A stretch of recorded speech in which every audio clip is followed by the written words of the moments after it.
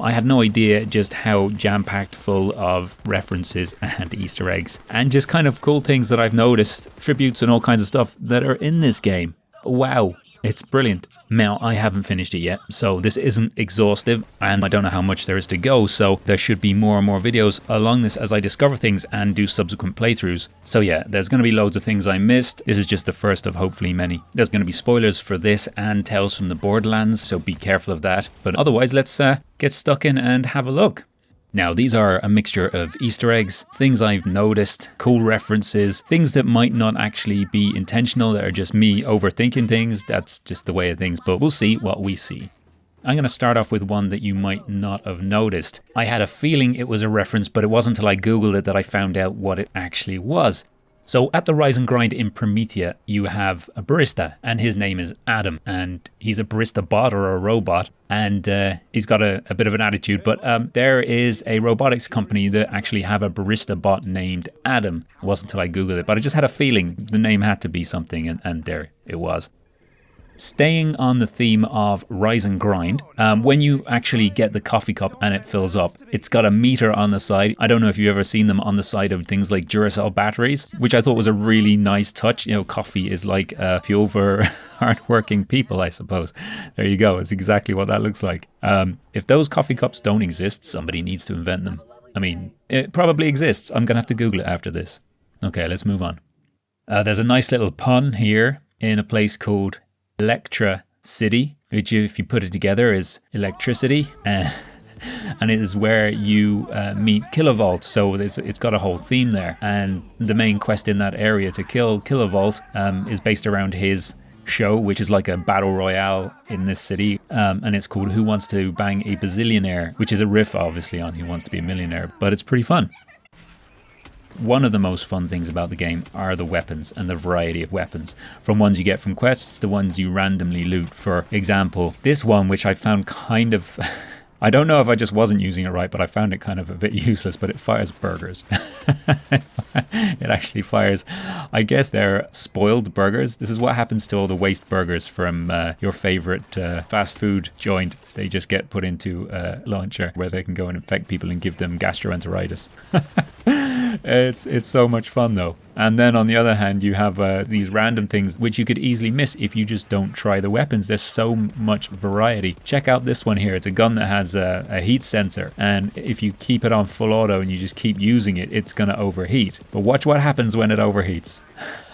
A Dahl water pistol. That is fantastic. It got such a great sense of humor. I forget between games how good their sense of humor is. I'm very impressed.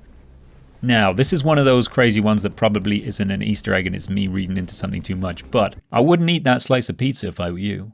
Look what happens if you turn it on its side. See? There the tentacle? No, just me? Okay, just me. It's tentacle pizza.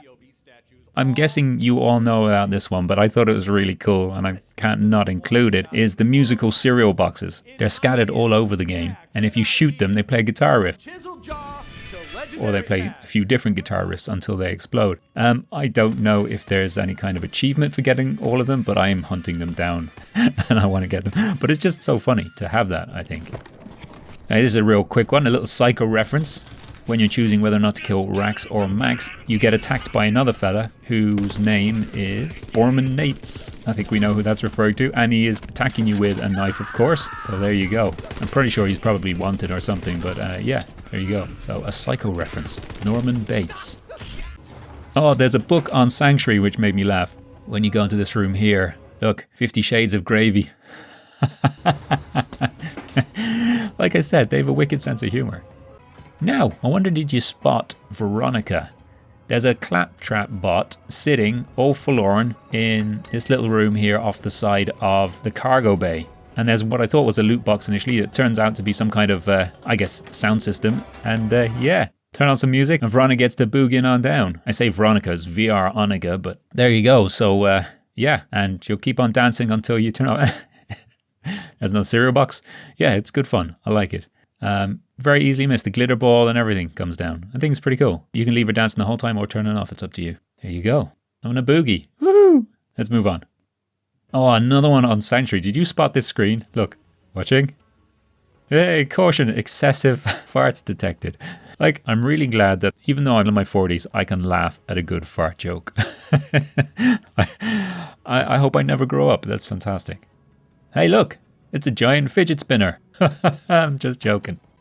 I thought this was cool as well. We've all seen coolant pipes, right? But I've never seen a heating pipe. It's a heating, you get heating pipes going from radiator to radiator, but I don't think heatant is the opposite of coolant, actually. What's the opposite of cool? Warm? Warmant? I think probably warmant pipes would have been more accurate. Come on, Gearbox, get your act together. Oh, man. Oh, I noticed this little hotfixes applied sign. Who do we see at the bottom? And I'm not going to miss it like I did in Cyberpunk. There's Kilroy was here, and he's got the V on his forehead.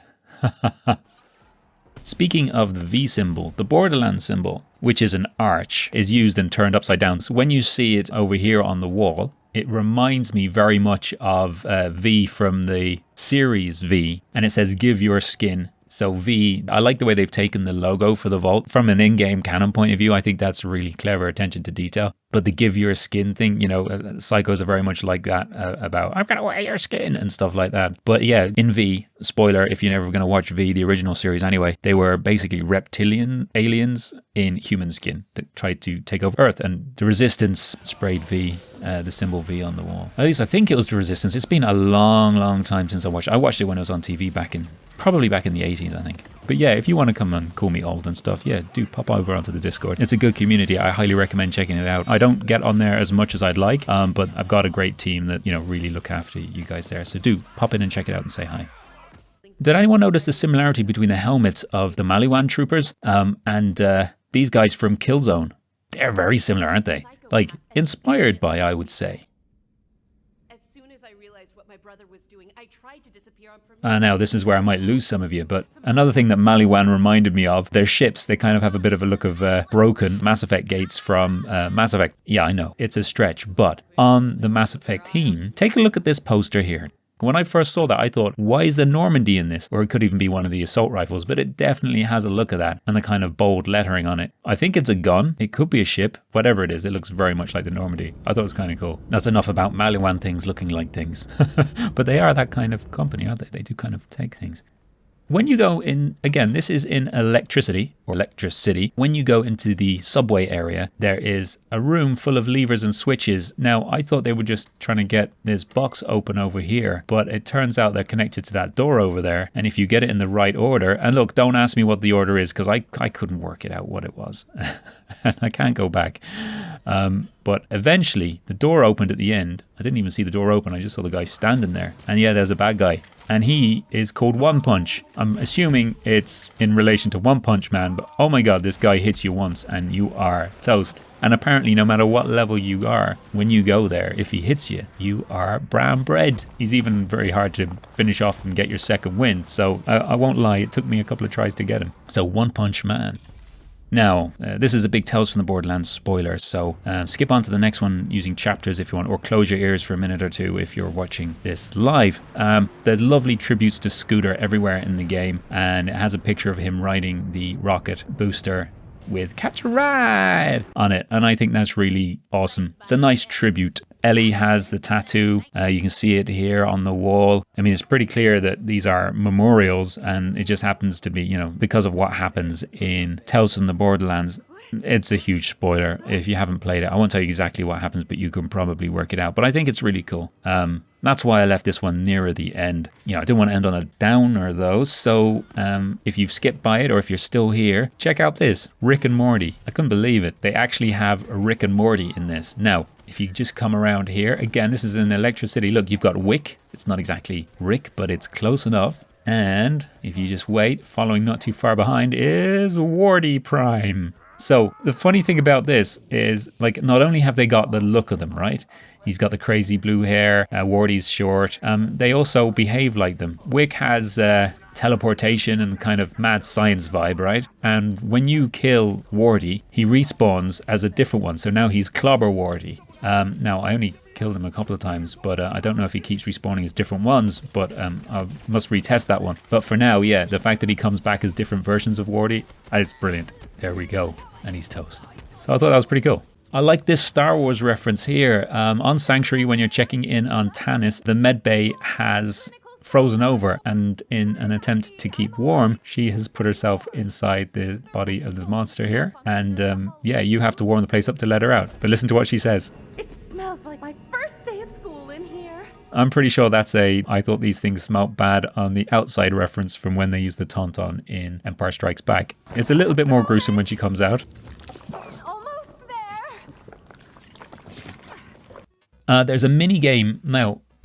There's at least, I've only discovered one so far, a mini game in Borderlands 3, and it is Borderlands Science. This isn't just a mini game in the game. It's also like, you know, like the things like folding at home. It actually contributes towards scientific endeavor. So when you play it, you're actually helping science. At least the game is touting that. At the start of it, it's explained and introduced by Mayim Bialik, who plays Amy Farrah Fowler in The Big Bang Theory. It's a fun little game as well, actually. Yeah. But listen, anyway, there you go. That's it. I hope you enjoyed having a look at these different bits and pieces with me. Maybe there was some things you hadn't spotted before.